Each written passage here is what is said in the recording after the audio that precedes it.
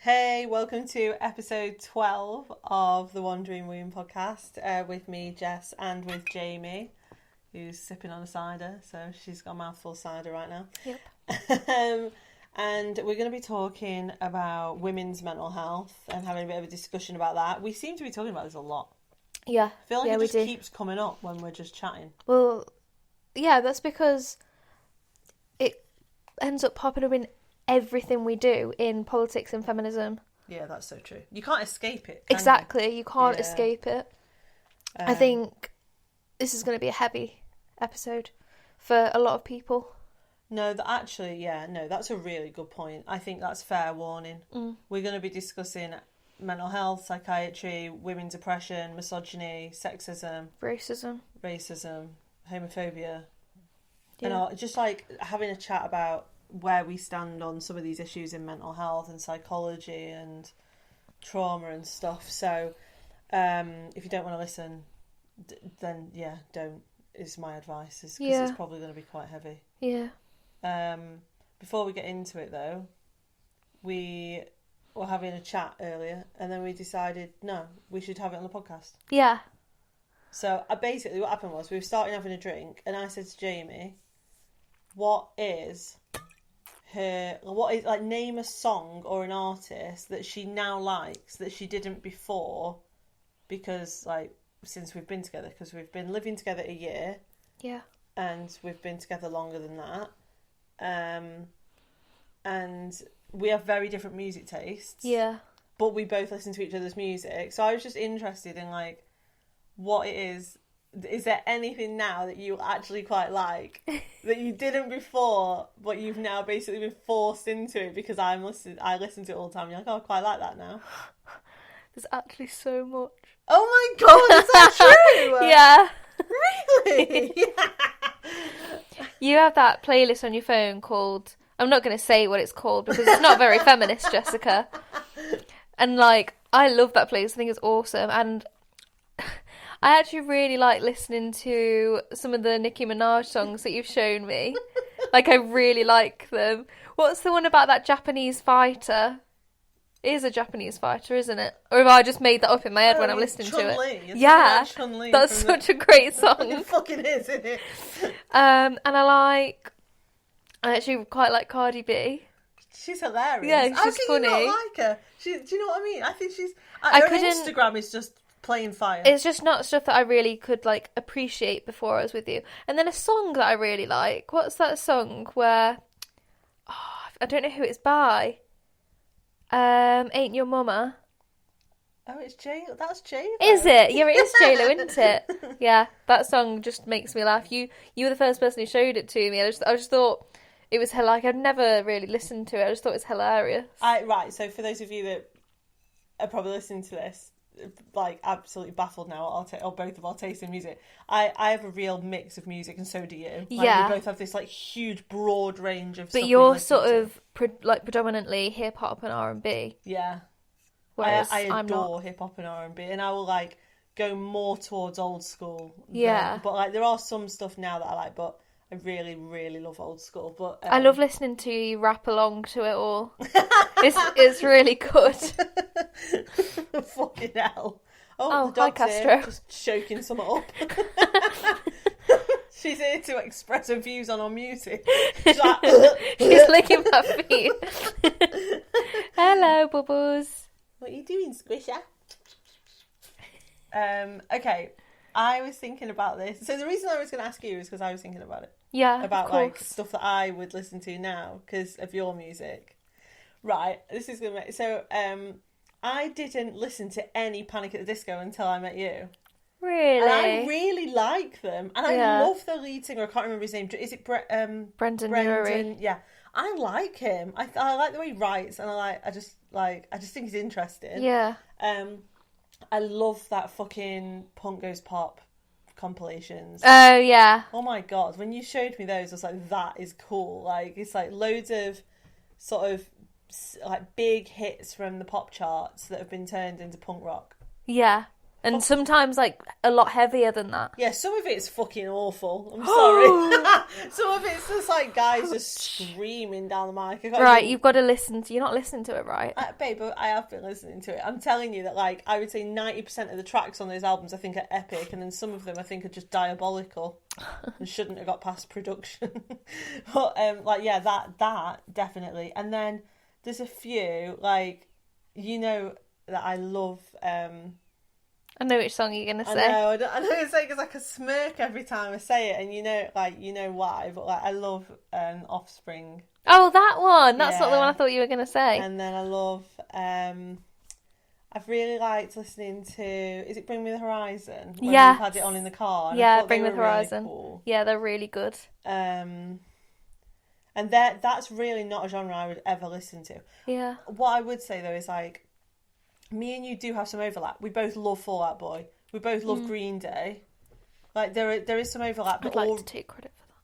There's all. What do you mean? I'm just joking. No, there's like that's more sort of my sort of music though. Like if someone was to ask me, like what you like? Yeah, I'd definitely and, like, say My that sort Chemical of Romance. Stuff. Yeah. Yeah. So like I was already listening. Oh my god, I sound like such a fucking weird nerd from high school back in like 2007.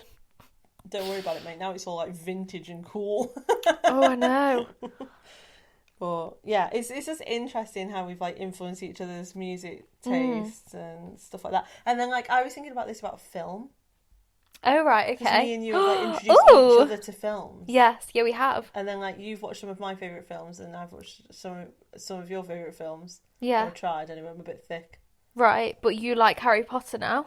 Yeah, like, so when I was younger, I used to think Harry Potter was fucking sad. And then she's so offended, and when she can see the face, she just balls. That face. Oh my god. Yeah, so like then we watched... Castro is upset as well. I know Castro's going to like give her a cuddle, like, I'm so sorry, Mum, who is this horrible woman? Yeah, we were watching it, weren't we? And I actually was like watching it thinking, fuck me, the work and detail that has gone into these films. Like, but when I was younger, I just thought, fucking hell, it's fucking magic kids and some fucking weirdo that follows them around and can't speak full sentences and fucking couldn't fucking understand any of it that was going on. And then some fucking character would come out of nowhere and I'd be like, who the fuck's this guy? Why I didn't understand anything that was happening. It's the same with Lord of the Rings. You watch it and you're trying to keep up with the plot, and then trees start fighting and shit, and then you're like, what the fuck are we watching? I struggle so much with these plots. 1 minute they're on a quest, next minute there's all these guys that all hate each other, and I'm one of those people where I'll be watching Harry Potter or Lord of the Rings, I have to stop it and go, why do they hate them? Why are they fighting? I don't get it. I thought they were their mates. And then like I'll be sat next to someone that's going, no, Jess, they've been fighting all the way through the film. And I'm like, no, they haven't. So yeah, I really do struggle. So I am trying, promise. Sorry if anybody just heard that. Castro just laced straight on the mic. Oh, she wanted a cuddle. She wants a cuddle. Or she wants to be on the podcast. Although she does that enough when she like barks, growls, or tries to get outside for a wee. Okay. So hopefully that's eased you in. I just want to say that whole time you were telling that story, I was laughing so hard, but I had a mouthful of cider. I know, I watched you. I thought you were going to spray it all So did I, but I managed to not. So that's why I didn't get to comment on that, because I was focusing on not spitting my mouthful of cider out or choking. Oh my god, before we do this, can I tell the Harry Potter story? Did you not already tell it? No, we've not ever told the Harry Potter story.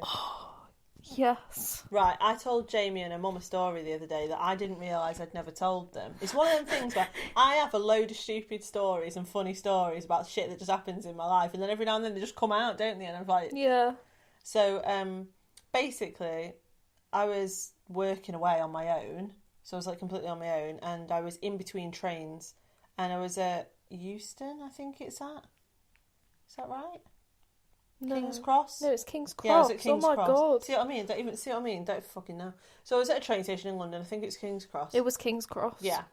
Anyway, I was desperate for the toilet, and I was in between trains, and I thought, right, better fucking go. Anyway, this huge fucking queue for the toilet, And I just thought, oh my God, I've got like 20 minutes or whatever, I need to go to the toilet and I need to get on this train. So I'm stood in this queue and it's like slowly going down, thinking, why is the fucking queue so big for these toilets? Anyway, I was like on my phone, trying to distract myself, being fucking hell, come on, need the toilet. Anyway, got to the front of the queue. I was at fucking platform 9 3/4 next to a fucking trolley, stuck out of the wall. I just stood and stared at it, and I was like, where are the toilets? And this man was like, this is the queue for that. And I was like, and then, to like everybody's dismay in the queue, I just went, oh, for fuck's sake, and walked off. And I went and found the toilet. I was like, I just didn't realise. Anyway, the toilets were near that thing, and I just got confused. I wasn't concentrating, I must have needed the toilet a lot. And anyway, I queued for the entire thing and then fucked off. I'm so offended. I didn't realise how offended probably people in the queue were, but I just didn't care because I needed the toilet. Harry Potter is a religion. Well, you know, I feel But it's better than all the other religions. So. Well, it's better than all the other religions, so. In the words of Ricky Gervais, my God's better than your God. Right, so let's get on to our first question. I know, we should talk about this. So we're going to have this discussion about women's mental health and some of the things we've been talking about this week. To be honest with you, I reckon we could probably fill like 4 podcasts just on this fucking topic. It's massive. Yeah, for sure we could. So okay, let's start and see where we go. Yeah, first question is, where do you stand in the debate around mental health? Nice open one. I stand in the bit where I get shit thrown at me every single day for it. I stand quite clearly on trauma-informed anti-psychiatry position. That is something that I came to at about 24 or 25. Maybe 23, 24. And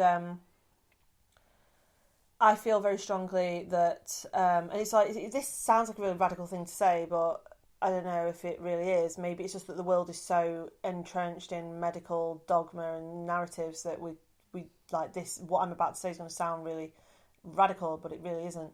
I don't think. I don't believe mental illness exists. I believe that social contexts harm and oppress and stress out human bodies and human brains, essentially. So, like, you know, you can have what is classed as all of the so-called symptoms of a mental illness, but in actual fact, you'll be responding to something very real that's either in your environment or going on or is oppressing you. Mm-hmm. If you're living in poverty, if you live in a fucking, you know, oppressive environment, or if you're being bullied or abused or whatever, neglected, or in a, you know, all sorts of things that might be going on. So I feel quite strongly that work has to be anti-medical, anti-stigma, anti-labelling, and everything must be humanistic, person-centred and trauma-informed. So that's where I stand on it, and it regularly gets me in trouble. Mm. So me and you've been talking about this recently, because so for those, like, I had a conversation with Jamie today, and I asked her, like, dead honestly, I was like, do you feel like I influence your views? And that was because I didn't want her to ever feel like, just because I have strong views on this, that she, I don't know, is like, that you're like, being swept along with it if you don't agree. Yeah, well, but like... So where do you stand on it? And why... So I think a lot of people feel like this, where they are trauma informed to an extent, and they think, oh yeah, like I had this done to me and this done to me, and now I've got this disorder, so I take meds for it, right?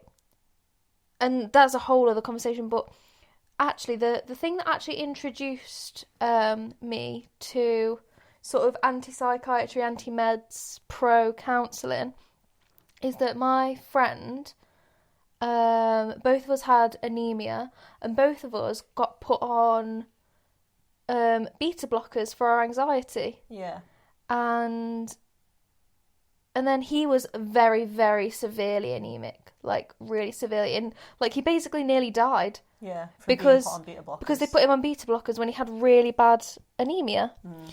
And he was just, you know, he was like, Jamie, oh my God, like, don't take them because you're anemic and stuff. And then it just got me questioning about just all of this. I was put on beta blockers for anxiety when I was like 24 years old, and I had exam stress. And I actually went to the GP and was like, I've got my final degree exams and I'm not sleeping, I can't think. Every time I think about the exams, I get like palpitations, I sweat, I'm stressed, like my heart races. And they were like, oh, we can... Now, they never explained to me what they were. They were like, oh, we can give you some tablets that'll really help for that. You need to take them in the weeks running up to your exams. I was like, oh, what will they do? And they were like, oh, they'll just help you stay calm. And I was like, oh, right. And I was like, a bit like Calms. And they were like, yeah. I was like, oh, okay. And I was only taking them for maybe 6 or 7 days, maybe a little bit longer. And I started to have extremely severe cardiac symptoms. Yeah, same. Like, I had pain running down one arm. I had massive chest pain. Felt like someone was pushing on your my nails fucking going blue? Yeah, my fucking fingers were cold all the time. And I was like, mine there were is going something blue. very wrong with me. And I Googled it because, and I don't remember who was with me. There was a couple of colleagues that were with me when this happened. I was sat at my desk and I suddenly had this huge dragging, aching pain run down one arm. And, like, I went woozy and I felt like there was this pressure in my shoulder and my chest. And I just thought, I swear these are fucking cardiac symptoms. So I ended up Googling it. Anyway, beta blockers aren't supposed to be given to people with a naturally slow heart rate, which is what I have. And I thought, well, you fucking wanker. And so then I looked it up and I thought, hang on a minute. Beta blockers aren't for anxiety. They're for reducing blood pressure and heart rate, which has got fuck all to do with exam stress. So that was when I felt like that was one of the reasons for me where I was like, why was I given these? Yeah. This is a physiological drug that slows down, you know, your fucking nervous system. Yeah.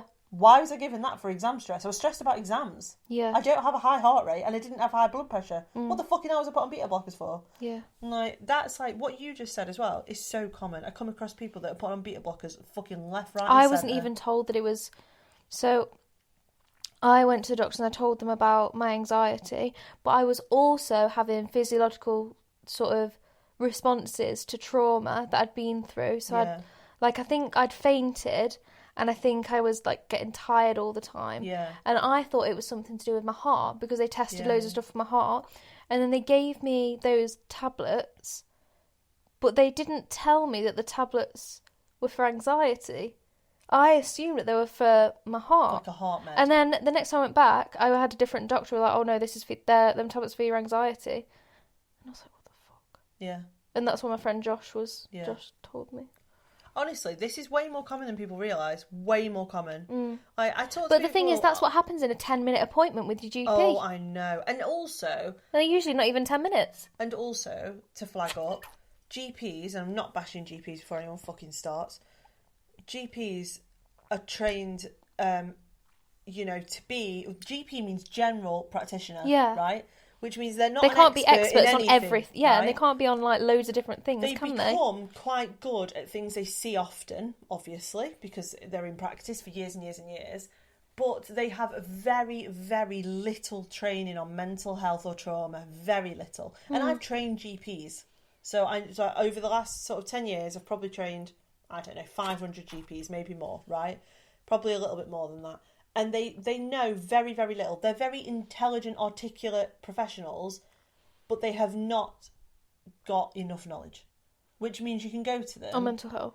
Yeah, on mental health, yeah. So you can go to them, having been through a shit ton of trauma. Yeah. And they'll fucking whack you on some antidepressants or give you some fucking tubey grip or something. Because they won't... Some of them will not know how to respond to it. Well, also the fact that the NHS's medical model. Yeah, so that's the other issue. So they're sort of being told, like, and the thing is, the GPs aren't stupid. They know that they can say, oh yeah, really, like one of my GPs, after I'd been assaulted, she referred me for CBT. There was like a 12-week waiting list. Yeah. So what are they supposed to do? Like, if somebody is really severely struggling and, like, maybe can't cope or whatever, it's an easier option and, like, you know, could have, I don't know, maybe they could believe that it'd have some positive impacts on them before they can have the CBT, because you're waiting 12 weeks. A lot can happen to you in 12 weeks. Yeah. You can mentally deteriorate to a really, like, low point. See, I don't believe the myth either that people are sold that you have to be on meds in order to engage properly in counselling and therapy. No, so God, they'll no. say to people, well, what you need to do is you need to be taking the meds for about 3 to 6 months and then you need to start the therapy because it'll help you with the therapy. No, it fucking won't.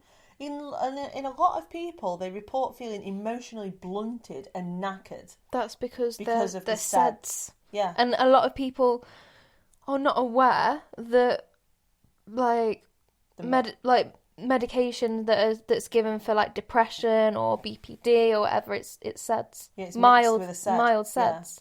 Yeah, and so everybody says, "Oh, I just feel numb." Yeah, or they'll go, "Oh, I just feel dead calm and tired all the time. I sleep loads." Like, yeah, I know, it's because there's fucking SED in it. That's why they don't fucking tell you that. The other thing they don't warn people about is that you get addicted to the sedative because there's a sedative element to some of the meds. And then over a period of time, you take them, you become dependent on the sedative, which is why you have such harsh withdrawal symptoms when you come off it, because your body's been relying on sedative. Most people don't come off them.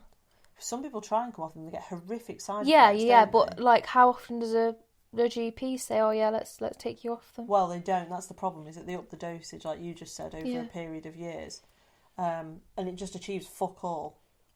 But then, like, I've worked with women in rape centres that have said to my face, literally eye to eye, and said to me, "Oh, my doctors have told me I'm treatment resistant. I'll never be cured." And you just look at them and you think, "Who the fuck told you that?" Because they should be stuck off. But in a society where women are constantly being abused, being, exploited, whatever. Yeah, maybe you can never be cured because society isn't going to change, and because society can't be cured, and that's the trauma and the oppression that is causing you to have those symptoms of literally just feeling low. But this is one of the things that we were going to talk about was like why we think mental health is misogynistic. Yeah. And I think first off, psychiatry, mental health, and psychology even. So I'm not going to leave psychology out of this like it's the fucking good guy in all of this. Psychology, mental health, therapy, psychiatry have all been horrifically misogynistic, racist, and homophobic since fucking dot. There's no escaping that. The papers, the books, the treatments, the interventions, the surgeries, the medications, it's always been aimed at people in poverty, black people, women, disabled people, and gay people. Yep. It just has. And it's amazing how now there's so many people trying to rebrand psychiatry and mental health as this like really like progressive, humanistic way of working. It isn't. It's built on the same foundations it always has been. There are still psychiatrists that will use bisexuality as a symptom of borderline personality disorder. Yeah. Like, they'll say, "Oh, they're confused about the sexuality." No, they're bisexual. Like, there's so many women that write to me and say, "My psychiatrist found out I was bisexual and they're using it to diagnose me," and they're, like, adding it to other cluster symptoms. Like, oh, brilliant. So, like, we used to section and treat and pathologise gay and lesbian people. I think that still happens now, actually. But the fact that because most bisexuality can actually be included within a diagnosis is disgusting. But most gay and lesbian people are gender non-conforming. Yeah, exactly. And when you're gender non-conforming, you stick out, and then that will be used against you. Yeah, definitely. So even now, even though they're not directly saying it's because you're gay, then they might not even be aware of their own sort of, what's the word? Like biases? Yeah, biases, I guess. But they're still using the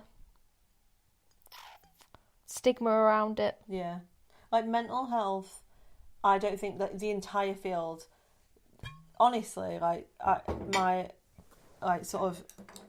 would go as far as saying, like, even my official professional advice is, as a woman, if you've been abused, traumatised, raped, trafficked, stay the fuck away from psychiatry.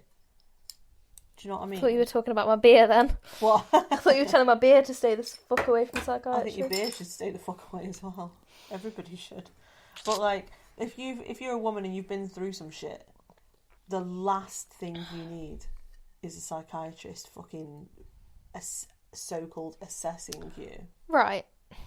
I'm going to say something, and I don't know if other women have felt the same, but after I was sexually assaulted, I felt that if I wasn't sort of put on meds and like told by the doctors that I was really psychologically struggling and stuff like that, I felt that that must mean that what happened to me wasn't that bad and that I'm overreacting.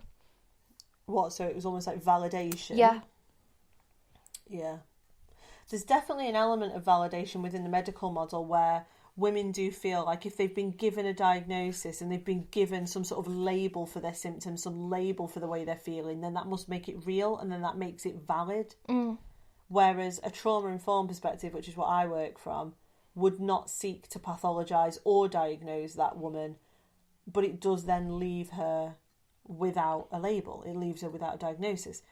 But you can't put a label on. Need one. You can't put a label on every different type of trauma that every single person's gone through, and it's not just one singular trauma. Like people will be going through multiple different ones, like being subjected to racism and also homophobia, and also your dad's a prick, and also your neighbour keeps trying to steal your cat. Yeah, I know. Right, and like you don't know how that's gonna impact an individual person. Yeah, definitely. But that is probably, and no, this is a whole other podcast, so I'm only going to like briefly touch on this. But that's why I reject ACEs, for the same reason. Yeah, is that there's this bullshit set of 10 fucking traumas. There is 14 now. Oh, sorry, that person on the internet that had to go at me and told me there's now 14 traumas you can be subjected to. But in the ACEs questionnaire, there's 10, and.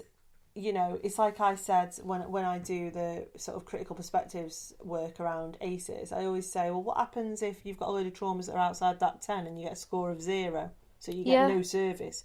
So if you're a child who fled a war-torn country and then you lived at fucking Calais for years and then you ended up in another country where that wasn't your first language and then you were subjected to racism and then you were moved around from house to house to house, and you've been through all this shit as like someone seeking asylum, and then racism and discrimination and systemic oppression, and then the trauma from being subjected to war or some sort of regime, your ACEs score is 0.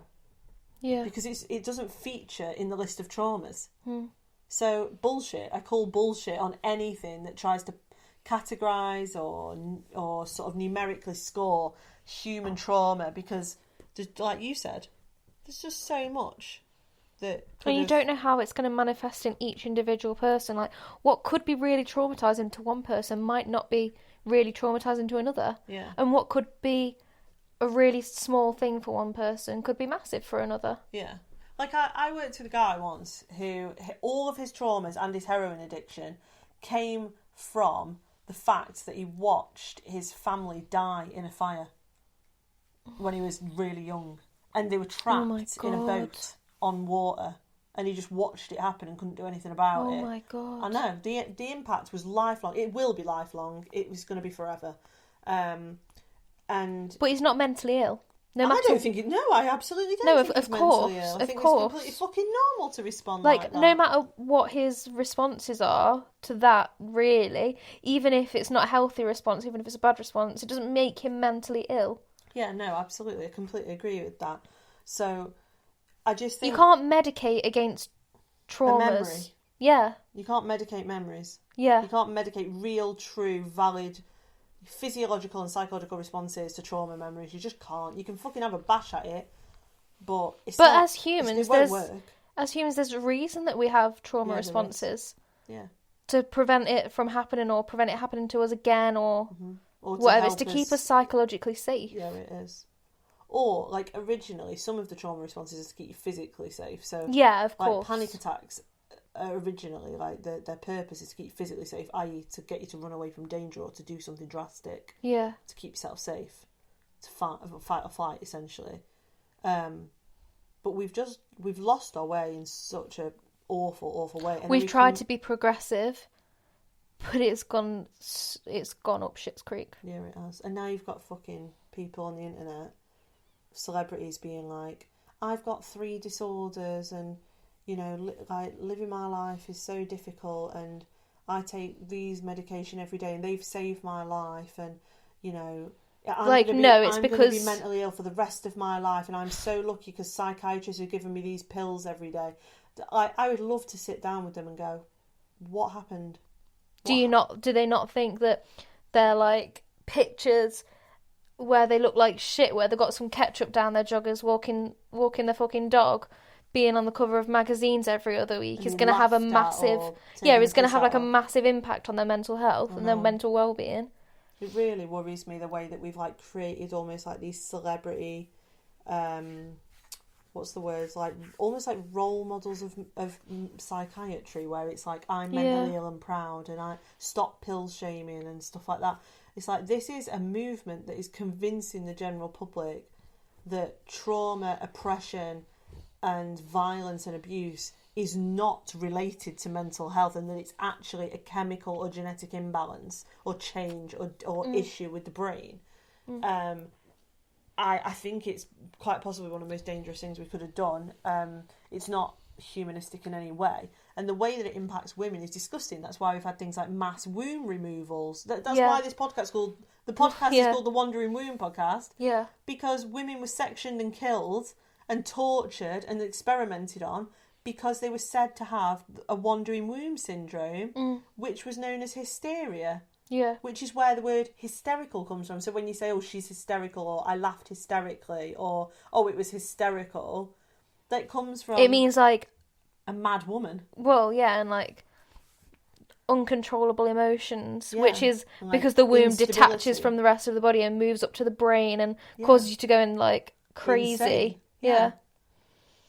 And, like, people need to, like, read up on the history of mental health and psychiatry, because we convince ourselves we're so progressive. It's not that different, though, is it? Shit over and over again. We've not got anywhere. Well, the fact that borderline personality disorders are diagnosed... It's a really hard... Like, what percentage higher is it in black people and women, especially black women? So in women, it's 7 times more likely to be diagnosed... And then it's higher for black women. Yeah. And then it's even higher for if you've got a history of abuse or like sort of domestic or sexual abuse. Yeah. It's like, but you know. So how is that different to when we used to section black women? Well, it isn't. As far as I'm concerned, it isn't. Well, yeah. I don't think that's changed. And we also know, for example, that black men and women are much more likely to be diagnosed with schizophrenia. For like, I think it's something like 8 or 9 times more likely. But when you look at that. But when you're subjected to racism constantly and everyone's saying, what, this isn't racist, you've got the vote, like, you've got these rights. You're overreacting, you're deluded, you're delusional. Yeah, nobody's being racist. Yeah, you're paranoid. Yeah. Yeah, I know, honestly. But also, it has its links back to the theories of criminality, where they believed... and theorised, like psychologists, sociologists, government ministers, policymakers, believed that black people committed the majority of crime because they were black. It was just racism is all it was. And what you have to start seeing is the parallels in mental health and psychiatry with the institutional abuse and violence towards black communities. That's not gone away. Yeah, like we can pretend it has, but it hasn't. It's I'm reading on this at the moment. I've got a couple of books on institutional racism in mental health, psychology and psychiatry. Yeah. It just continues to disgust me. My own field, psychiatry, mental health, just generally that whole field around human behaviour is so damaging. Yeah. It really is. Yeah. Do you think that medication can ever help women? I take a really hard line on this that some people won't agree with, but I think the answer to that for me is no. I don't think medication should have a place at all ever, and I think that the evidence base around it is wishy-washy as fuck. Yeah, like we were talking earlier about all of the evidence around placebo, weren't we? Yeah. So it showed that they did a massive study on people with depression. And they gave half the people a placebo pill and half the people an actual, I think it was an SSRI, wasn't it? Yeah. And they used brain imaging, and it reported the exact same effects. their mental health did improve, and their symptoms and their emotion regulation did improve slightly, but In both at all the same participants, at the same rate. So the placebo just as much as the Yeah. SSRI. Yeah, and we know from several large-scale studies that placebo... They're some of the most like controversial studies that are done in psychology and psychiatry is the placebo study, right? Yeah. But placebo studies are consistently shown to work as well, if not better, than psychiatric treatments. Yeah. So placebo, which is usually... It just shows it's environmental, though, doesn't Which it? shows it's in their head. Like, so, do you know what I mean? Like, that if you believe you're being helped and you believe somebody's listening to you and you're part of a program where people are taking care of you and you're taking this magic sugar pill every day that's got fucking no chemicals in it whatsoever, and then you go back after 6 or 8 weeks and go, yeah, I'm starting to feel better, actually. These are really working. But they use brain imaging on these. Yeah, no, I know. The study you were reading was used brain imaging to look at differences in response around, was it emotional regulation and some other, like, mood and some other things. And I think that's what's really interesting, because the other thing that's happened around psychiatry and mental health is that we've got this obsession with brain imaging. And actually there are now these even placebo studies are starting to use brain imaging, which is actually really useful as a way of combating it. I agree. The reason I don't think medication helps women at all ever is because the evidence base around it is terrible. Yeah. The side effects of it are also extremely harmful. A lot of the medication that's given to women is untested, you know, like to the extent that we would expect. There's no proven causality between the medication and the output and the outcomes and things like that, or how it works, what it works on. We're still finding things, like every month there's still papers being published about, oh, we found out that SSRIs do this, or we found out that some forms of antipsychotics actually do this. Isn't that crazy? And like there's things like the impact of lithium that came out. Then there was the impact of different types of antipsychotics. And like drugs that have been taken off the market, drugs that have been put on the market. One of the most interesting ones that impacted me personally, but not for mental health, is sibutramine. And I don't know if I'm pronouncing that correctly, I probably aren't. But sibutramine was originally licensed in Europe and the US as an antidepressant. Now, I didn't take it at that point. I was given it very early on, at like 18 years old, as a weight loss drug by my GP, because I'd put a load of weight on when I had my first son. And I don't know, to be honest with you, why anybody would have put me on that at 18 years old. Like, looking back at it, that's disgusting. Anyway, I got put on it, and they said, oh, it's this basically miracle weight loss drug. It's an appetite suppressant. It changes the way your brain chemistry works, and you'll lose loads of weight. I lost 5.5 stone in 4 months on that drug, and every morning I took it, and it made me high as a fucking kite. I used to lie in bed, and like the room span, and I'd Why would they put that? Why would they give that to somebody who's like a single parent? Yeah, I know. I was. To like a baby. Yeah, I know. So I used to like take it. So do you know? I used to take it early in the morning, and just lie in bed and just wait for the side effects to go off. Anyway, lost all this weight, and about not long later, I had a stroke. Anyway, about 2 or 3 years after that, it was all over the news that it had been pulled, and that it's been banned. It's banned everywhere now. If you look it up, it was under. If anybody's interested in it, it's under Reductil. If you have a look at it, it's banned everywhere, and it was banned because, lo and behold, it causes fucking strokes. Yeah. So it was first licensed as an SSRI, and this is what made me look into it. So it turned out that women they were putting on it as an antidepressant were losing a shit ton of weight. So do you know what they did? They just went back and rebranded it. But they rebranded it and called it Reductil. So it was actually a brand of SSRI that, for some reason, the chemical makeup, it changed the way that the brain sort of responded to appetite hormones. So they just went back and rebranded it and sold it as a fucking weight loss drug and made fucking millions off it. And then found out only a few years later that it significantly includes cardiac arrest and stroke in healthy people. And you just think, fuck off. I'm not like, there's no way that I'm supporting a field that's that slapdash. And I'm not going to accept for a moment that that's a one-off, because it isn't.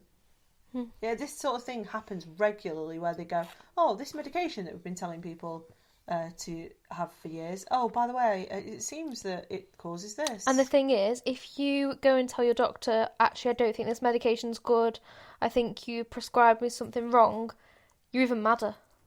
Yeah, that's right. It's like... and they're like, oh, up your dosage. Yeah, it's like what a lot of the like sort of prevalent anti-psychiatrists, sort of like activists will often say, that the more you protest that you're not mad, the madder you are. So if you're like, you know, under a CPN or a psychiatrist or some sort of mental health institution and you're in there going, I'm not fucking mad, I'm traumatised because I was raped or because I've been trafficked or because I was abused by my parents, and then you refuse medication and go like, I don't want to take the medication, I want therapy, it can be taken as evidence that you're even more mad and that you're refusing treatment, so therefore you need more treatment. Do you know what I mean? Yeah. Richard Bentall writes about this a lot. I've read a couple of his books, and it always reminds me of the experiment they did when they had the psychologists posed as if they were mentally ill, right? So they did it on purpose. Yeah. And they didn't brush their teeth for 8 days or something. They didn't brush their hair. They didn't change their clothes. They deliberately did it, and then they turned up to mental health services and said, I keep hearing a voice that says the same word over and over again, to see how many of them would get admitted to, you know, secure or semi-secure sort of mental health care. Of this group of psychologists and professionals that all decided to do this as an experiment, loads of them got admitted and ended up inside, and then the point of the experiment was to then start telling them, it's a hoax, mate, like, I did this on purpose to see, and the amount of them that struggled to get out. Yeah. Because the nurses and doctors were like, well, he's clearly delusional. Now he thinks he's a psychologist doing an experiment. Like, how the fuck are they going to get out now? Like, he's going, no, I'm being serious. I did this on purpose to get in here to prove that the system is broken. And they were like, yeah, whatever. Up his meds. Yeah. And like, so... And then the meds, they've got sets in them. Yeah, and they fuck them up. So, like... And they damage so many other parts, like your bodily functions and stuff. Yeah, I know. So it's just going to make you worse and make you look worse. Yeah. It reminds me of a bit that Richard talks about in his book, where he says that they noticed that very normal behaviours would be taken as mental illness. So, one of the women was writing in her journal, and they wrote that she has obsessive writing behaviours. Well, imagine that you've got, a load of people who aren't really functioning in a way that we would consider normal, and then you've got one person who's normal, considered normal. They'd be like, that person's crazy. Yeah. That was the craziest one. He asked me if I was having a good day. Yeah, well, that's what happened. I told you about it in the book, didn't I? So, Richard was recounting some of the things that happened in those studies.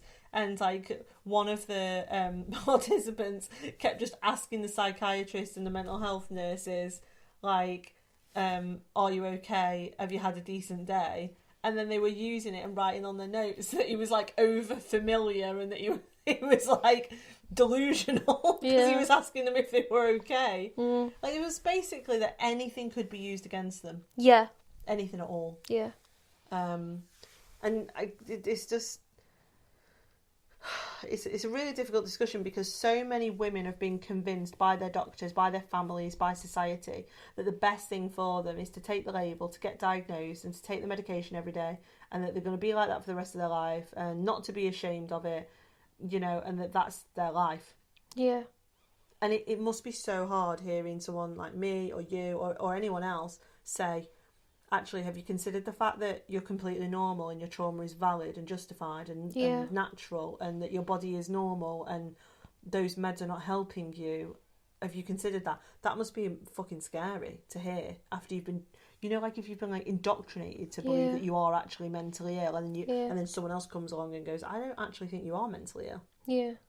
I think that you're completely normal. I think you've been through some shit and now you have all these responses and trauma responses and coping mechanisms, but I don't think you're mentally ill. Yeah. Yeah, I agree. I can't believe how fast this has gone. I know, we could talk about this for ages, couldn't we? I actually could. I could talk about this forever. We need to do one on ACEs. Yeah. Because that's a whole other fucking kettle of fish. Mm. Right. Thank you for talking to me about that. I hope it's been helpful. I understand that that's been quite heavy, so please go and look after yourself if you need to. Yeah. Right. Here's you. That was a satisfying one. Yeah, it was.